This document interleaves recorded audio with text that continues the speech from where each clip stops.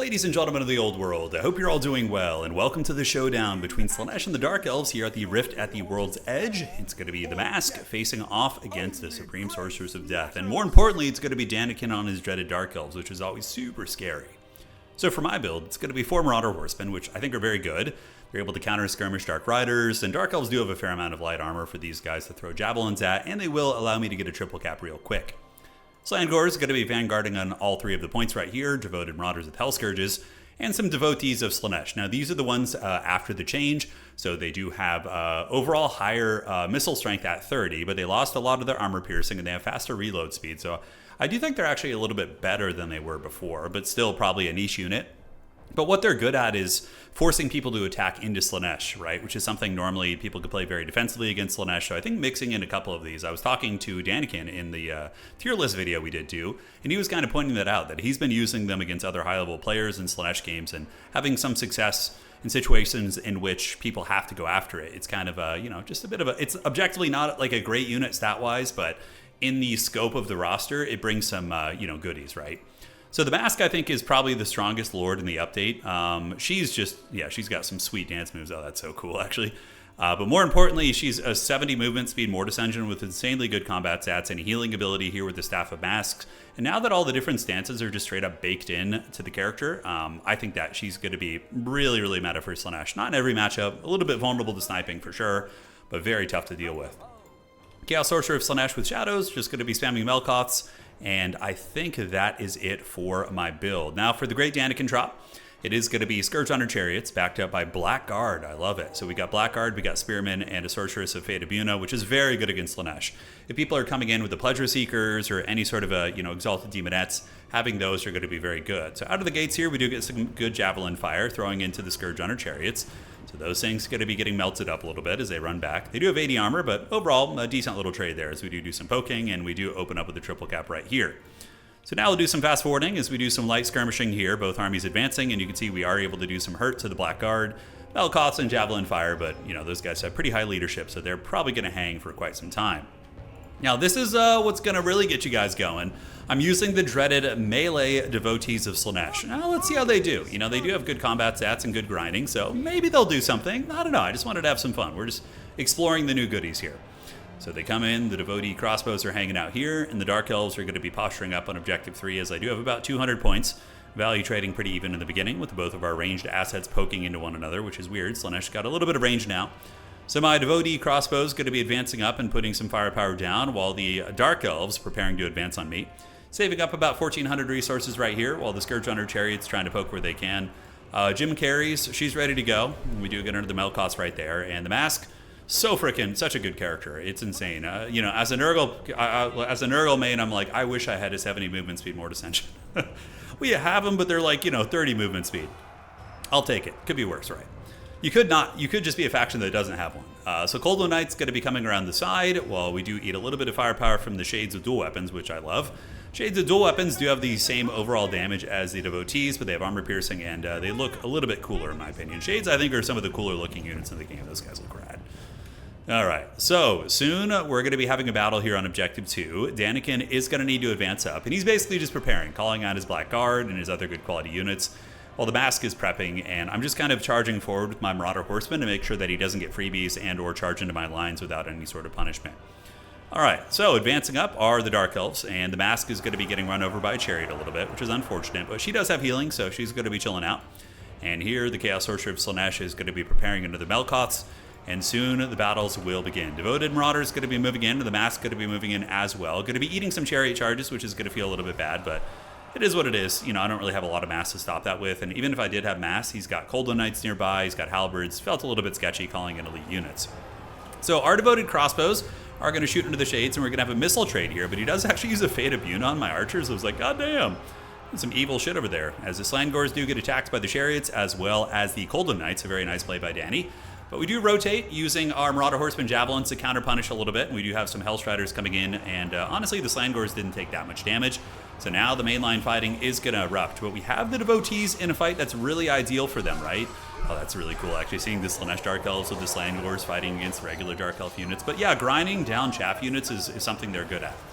Forsaken going to be circling around the flanks while the objective does start to flip to the Dark Elves, looking at value trading. I'm behind, which is, unfortunate, but you got to just give the Masque a little bit of time to grind against the elite infantry. And the Black Guard will be very, very vulnerable against more Ascension, using a Melkoth's on the Shades, trying to win the range trade. Forsaken going to be pulling back while Hellstriders move up with the Horsemen, trying to javelin down what we can.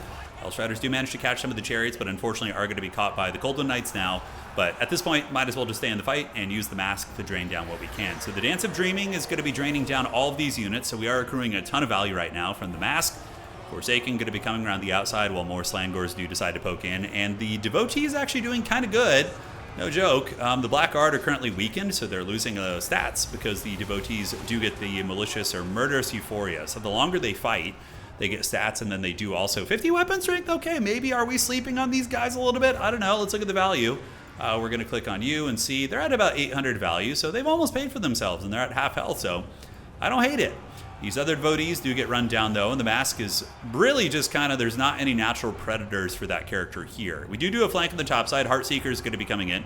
I do cycle charge into the spears a little bit, but they're going to be very vulnerable to the Buna. And Daniken, of course, the dreaded world champ here, is going to be very, very privy to this, and is going to be using a big Buna to basically wreck my elite expensive unit. So that was a mistake, calling in an elite unit while he still has Buna, because there's only so many Bunas, right? So waiting would probably be the play. So I figured they were going to disintegrate anyway, so I just send them into the spears. I'm like, do what you can, try and get those guys down, but the Buna is going to kill them. On the outside, we do have some Slangors waiting in the trees, and my opponent going to be coming in with some Blackheart Corsairs, while the Devotees of Slaanesh are still in the fight, and they are 1,200 value, man. Okay, I'm loving it. It's pretty rad. Maybe they're okay, at least against these type of things. I hope they're actually decent, because they're really cool. I still feel like they're kind of a weird unit and a little bit overcosted, but time will tell. Once we get, everybody gets their hands on this, we start seeing them used in tournaments, so I think we'll get a grip. They're certainly not good, but like playable, I hope playable at least. All right, Slangor's spoken. Value, I'm down by about 3,000 value, but I feel like there's a lot that's not being tracked because the game honestly feels a little bit close. The Masque of Slaanesh sitting at 1,300 value so far, while we do get the Hellstriders to engage against Dark Riders, and another Hellstrider going to be engaging against these Dark Riders. Unfortunately, he does have spears in here, which is going to make the fight a little bit tricky. And we're holding on to Objective 1, and the fight does continue. Now, this is Value City for us. Here, the Masque is more descending down several elite units, 2 Black Guard, some spear units, and also hitting the Scourge Runner, which again, it doesn't really do much, but one even enough to chip down the models is helpful. So she's sitting at about 1,600 value, and it's going to keep increasing. Hellstriders of Slaanesh doing okay in their respective trades, but the saturation of the Dread Spears here is making it very tricky, while more Dark Riders are going to be chasing me down. In response, another Hellstrider going to be coming out and trying to deal with those. So we are up on points, so we have a lot of... Slaanesh, I think, is one of the best factions in the game at coming, grinding their way back into games with late game value trading. I mean, they are a faction that can get blasted on value really quick with sloppy play. But I've also found that even when Slaanesh is behind, their mobility and their obscene speed, when things get haggard and more sporadic on the battlefield, or chaotic, I should say, that's where they really start to shine. So the Hellstriders grinding down the Dark Riders, and the Masque is now going to be just engaging on this objective and doing what they can. I still have the 1 point, and we do have Slangors hiding in the trees, which is huge, right? Because he might go for this objective thinking it's a freebie, bouncing over there, and we could potentially just ambush him and get an ineffective call in there. Jim Carrey grinding down these units. So she's getting the Dark Riders and also getting some of the Black Guard here. And I realized this objective was just getting a little bit sketchy. So now we're going to be rotating over this way, calling in Seekers of Slaanesh, which again are a pretty good cab unit. The Blackheart Corsairs do defeat the Tattered Slangors, but they did a lot of damage to those Blackheart Corsairs, so I was very happy with that. I wonder who wins in a straight fight. I would assume the Corsair would. It could be wrong, and the longer this game goes, the better it is for the Masque. The Masque is going to be draining and really accruing that value, and still has about 2,000 and still has access to some healing as well. I did use the Staff of Masques right there, which is going to be healing up the Masque. And coming in here is our Shadow Sorcerer, and the Seekers are going to be getting ready for a fight. So you'll notice the Dark Elf army's looking kind of raggedy. A couple of healthy Dark Riders here and there, but overall, we are still in a position where we might be able to come back. Slangors get ambushed in the woods, so micro blunder for me. I didn't notice that. I was a little bit focused microing these units over here. So Seekers of Slaanesh going to be charging into the Dark Riders here, while we do see the Marauder Horsemen continuing to poke, and the remnants of my infantry are now going to be grouping up in the middle. So this is the idea. We pressure the middle a little bit, leave the Masque over here as a solo piece, because eventually the Masque is going to clean down all these units, and then we can call in some speedy boys to try and capture that objective when the Masque is able to get the job done. Now, big blunder for me over here. I do actually throw my Sorcerer to the dogs a little bit. We do use the Melkoths here to try and clear out some of these units. I accidentally used Melkoth on the Dark Riders. Should have been used on the Cold One Knights, but I thought they were both Cold One Knights there. So we end up popping it there and paying the troll toll. But the Slangors will be able to win against those units, and coming in now are the Devotees of Slaanesh, which will give me some very good grinding. And the one thing that's like gonna favor me in the late game here, I know it looks like I'm really far behind in value, but I'm really not. This is don't trust this meter right now.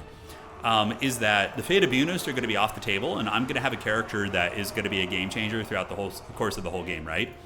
Over here, we do get the Slangors and company cleaning up the Dark Riders, and we do also get some Seekers coming in, doing a little bit of cycle charging, but they do get pushed back by the Dark Riders and a bunch of spears.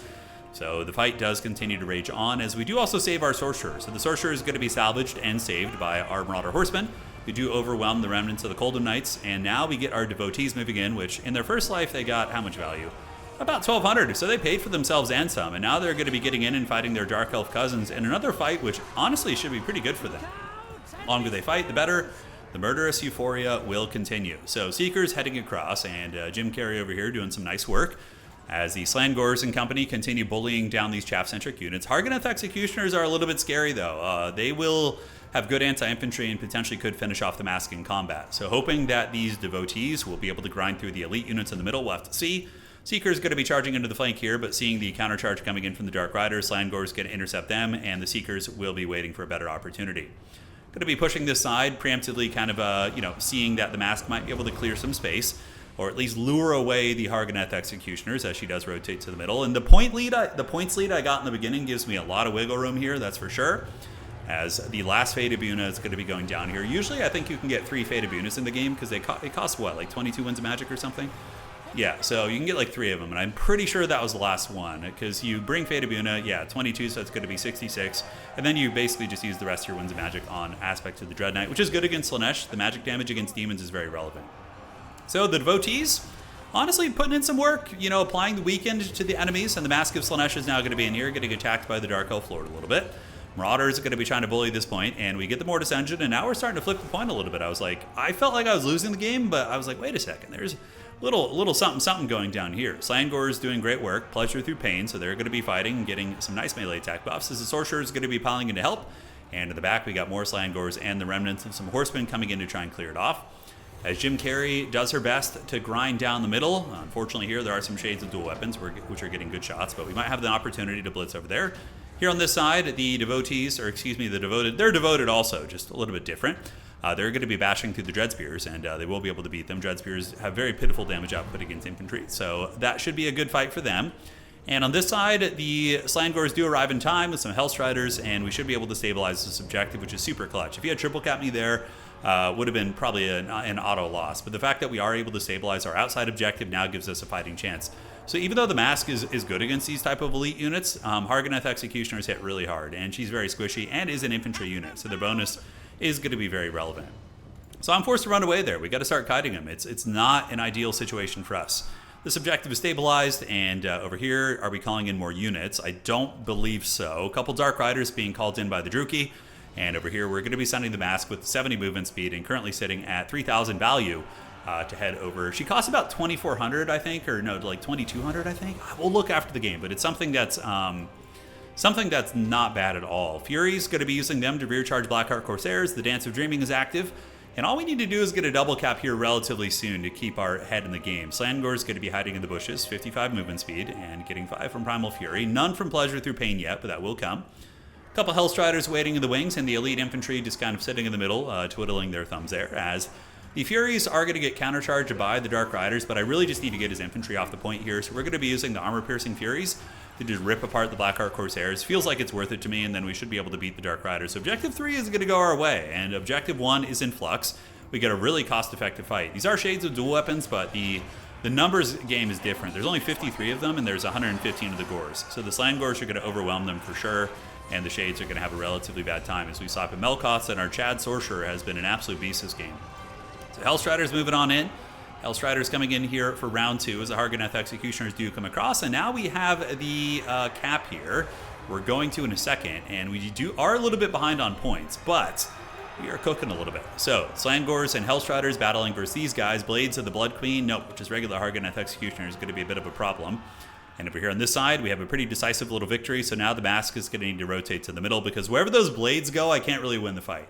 Those Harganeth, not Blades of the Blood Queen. I mean, they might be fans of the Blood Queen, who knows? But they're not the ROR. For the Harganeth Executioners, wherever they go, I can't really win the fight. So that has been very, very sketchy. And cool to see, like, elite infantry not necessarily getting the fights they want, but being like a deterrent, keeping me from, fighting in regions that I want to be fighting in here. So Hellstriders grinding Blackheart Corsairs with the Slangors, and our Sorcerer here helping out as well. Fight's not going badly. And Collins here, we have more Slangors using Sweet Sorrow to put them up to 75 speed. So basically faster than Empire Heavy Cavalry right now, which is hilarious. Look how quick they are, man. God damn. So they get up to the objective, and that's going to help us maintain capture weight a little bit longer. While the Masque is going to be fighting over the middle. Devoted Marauders trying to hold on the outside, being attacked by some Dark Riders. Daniken is just so good. Like, always really on point with pressuring, and every little piece of the animals put to use here. So the Masque going to be coming across for a Mortis effect. We are currently ahead on points.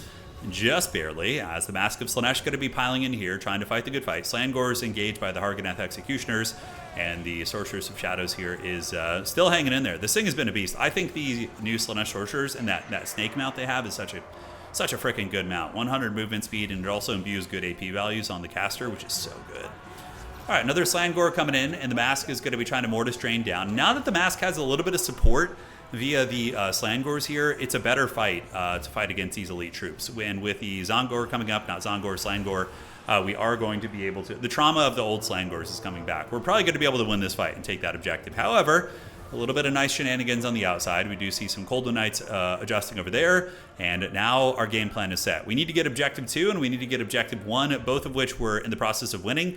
So we are going to see if we can do it. So right here, the units of the Druki are being worn down. The Harganeth Executioners do get taken to Pound Town here.